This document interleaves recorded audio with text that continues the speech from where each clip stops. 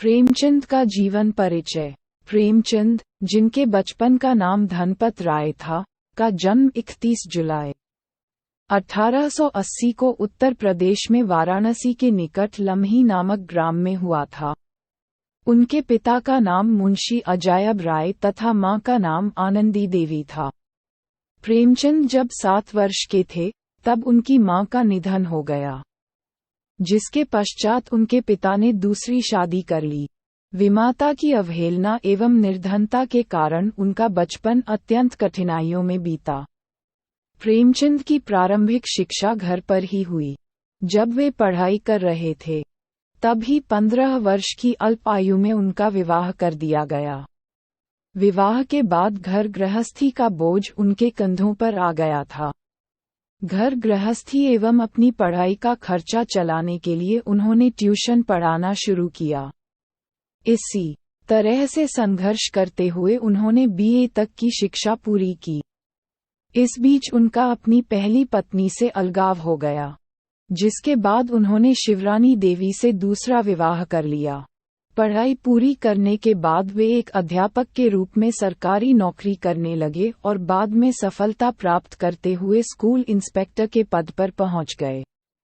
वर्ष 1920 में जब गांधीजी ने असहयोग आंदोलन प्रारंभ किया, तो प्रेमचंद ने उनके व्यक्तित्व से प्रभावित होकर सरकारी नौकरी त्याग दी। सरकारी नौकरी छोड़ने के बाद वे ब्रिटिश सरकार के विरोध में जनता को जागरूक करने के लिए लिखना शुरू कर दिया। रफ्तार-ए-ज़माना नामक पत्रिका में वे नियमित रूप से लिखते रहे। यह मासिक पत्रिका कानपुर से प्रकाशित होती थी। इस कार्य के लिए उन्होंने अपने संपादन में वर्ष 1930 में बनारस से हंस नामक एक पत्रिका का प्रकाशन शुरू किया। आर्थिक अभाव एवं अंग्रेजों की गलत नीतियों के कारण विवश होकर इन्होंने इसका प्रकाशन बंद कर दिया।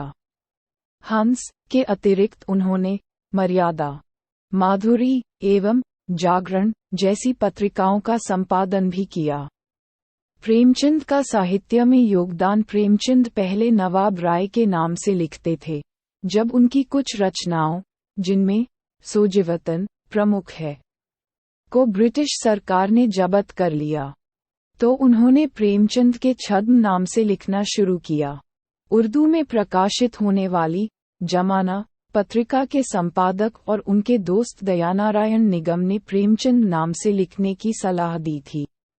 बाद में ये इसी नाम से प्रसिद्ध हो गए।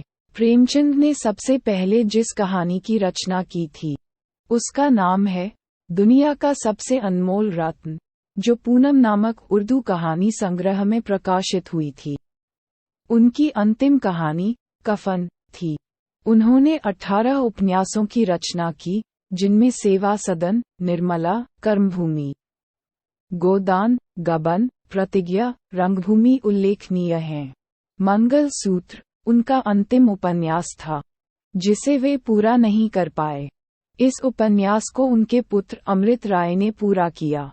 उनके द्वारा रचित 300 से अधिक कहानियों में कफन, शतरंज के खिलाड़ी, पूस की रात, ईदगाह, बड़े घर की बेटी, पंच परमेश्वर इत्यादि उल्लेखनीय हैं। उनकी कहानियों का संग्रह मानसरोवर नाम से 8 भागों में प्रकाशित है। उनके द्वारा रचित नाटकों में संग्राम, करबला, रूठी रानी तथा प्रेम की वेदी प्रमुख हैं। उन्होंने इन सब के अतिरिक्त कई निबंध तथा जीवन चरित भी लिखे। उनके निबंधों का संग्रह प्रेमचंद के श्रेष्ठ निबंध नामक पुस्तक के रूप में प्रकाशित है। उन्होंने कुछ पुस्तकों का अनुवाद भी किया, जिनमें सृष्टि का प्रारंभ, आजाद, अहंकार, हड़ताल तथा चांदी की डिबिया उल्लेखनीय हैं। प्रेमचंद ने संवैधानिक सुधारों तथा सोवियत रूस और टर्की में हुई क्रांति आदि विषयों पर भी अधिक लिखा। उनकी कई कृतियां अंग्रेजी, रूसी, जर्मन सहित अनेक भाषाओं में भी अनुवाद की गई हैं। प्रेमचंद ने अपने साहित्य के माध्यम से भारत के दलित एवं उपेक्षित वर्गों का नेतृत्व करते हुए उनकी पीड़ा एवं विरोध को वाणी प्रदान की। उनकी रचनाओं का एक उद्देश्य होता था अपनी रचनाओं के माध्यम से उन्होंने न केवल सामाजिक बुराइयों के दुष्परिणामों की व्याख्या की, बल्कि उनके निवारण के उपाय भी बताए। उन्होंने बाल विवाह, बेमेल विवाह, विधवा विवाह, सामाजिक शोषण, अंधविश्वास इत्यादि सामाजिक समस्याओं को अपनी कृतियों का विषय बनाया एवं उनमें यथासंभव इनके समाधान भी प्रस्तुत किए। कर्मभूमि नामक उपन्यास के माध्यम से उन्होंने छुआछूत की गलत भावना एवं अछूत समझे जाने वाले लोगों के उद्धार का मार्ग बताया है। उन्होंने लगभग अपनी सभी रचनाओं में धर्म के ठेकेदारों की पूरी आलोचना की है एवं समाज में व्याप्त बुराइयों के लिए उन्हें जिम्मेदार मानते हुए जनता को उनसे सावधान रहने का संदेश दिया है। सेवा सदन नामक उपन्यास के माध्यम से उन्होंने नारी शोषण के विरुद्ध आवाज उठाई है। अपनी कई रचनाओं में उन्होंने हिंदू मुस्लिम सांप्रदायिकता पर गहरा आघात किया एवं करबला नामक नाटक के माध्यम से उनमें एकता व भाईचारा बढ़ाने का सार्थक प्रयास किया। प्रेमचंद का सामाजिक योगदान इस प्रकार देखा जाए तो अपनी रचनाओं के माध्यम से प्रेमचंद ने न केवल कलम के सिपाही के रूप में ब्रिटिश सरकार से लोहा लिया, बल्कि समाज सुधार के पुनीत कार्य को भी अंजाम दिया। प्रेमचंद ने हिंदी में आदर्शोन्मुख यथार्थवाद की शुरुआत की। उनके उपन्यास गोदान को यथार्थवादी उपन्यास की संज्ञा दी जाती है, क्योंकि इसके नायक होरी के माध्यम से उन्होंने समाज के यथार्थ को दर्शाया है। गांव का निवासी होने के कारण उन्होंने किसानों के ऊपर हो रहे अत्याचारों को नजदीक से देखा था, इसलिए उनकी रचनाओं में यथार्थ के दर्शन होते हैं। उन्हें लगता था कि सामाजिक शोषण एवं अत्याचारों का उपाय गांधीवादी दर्शन में है, इसलिए उनकी रचनाओं में गांधीवादी दर्शन की भी प्रधानता देखने को मिलती है। प्रेमचंद ने गांव के किसान एवं मोची से लेकर शहर के अमीर वर्ग एवं सरकारी कर्मचारियों तक को अपनी रचनाओं का पात्र बनाया है। वस्तुतः यदि कोई व्यक्ति उत्तर भारत के रीति रिवाजों, भाषाओं, लोगों के व्यवहार, भारतीय नारियों की स्थिति, जीवन शैली, प्रेम प्रसंगों इत्यादि को जानना चाहे, तो वह प्रेमचंद के साहित्य में ही पूरा उपलब्ध हो पाएगा। उनके पात्र साधारण मानव हैं, आम व्यक्ति हैं, ग्रामीण अंचल ही उनका कैनवास है। उन्होंने तत्कालीन समाज का चित्रण इतनी सच्चाई और ईमानदारी से किया है कि वह वास्तव में सजीव लगता है। प्रेमचंद की तुलना मैक्सिम गोकी, थॉमस हार्डी जैसे लेखकों से की जाती है।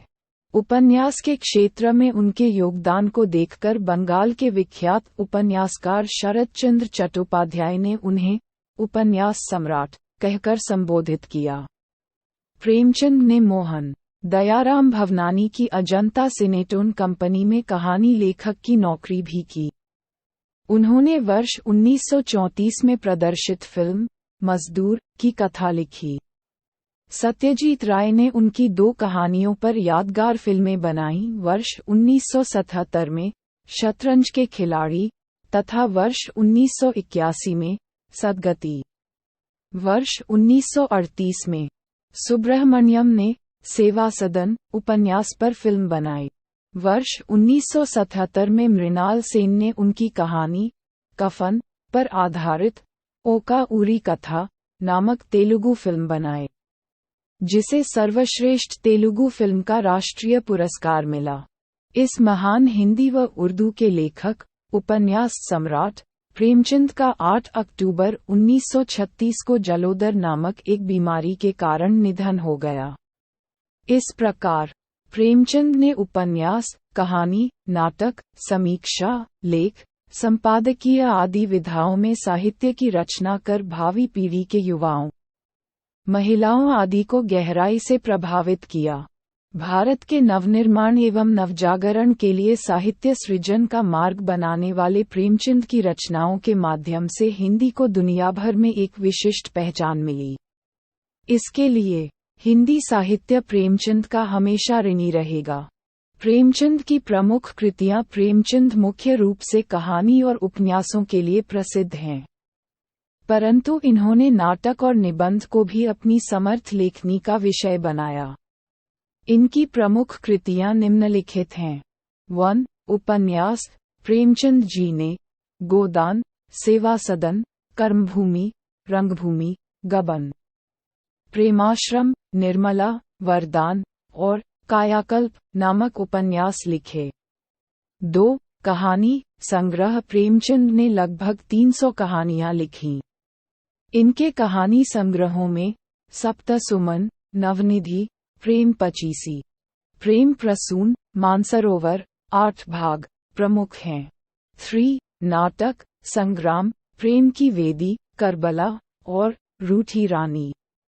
4. निबंध, कुछ विचार और साहित्य का उद्देश्य।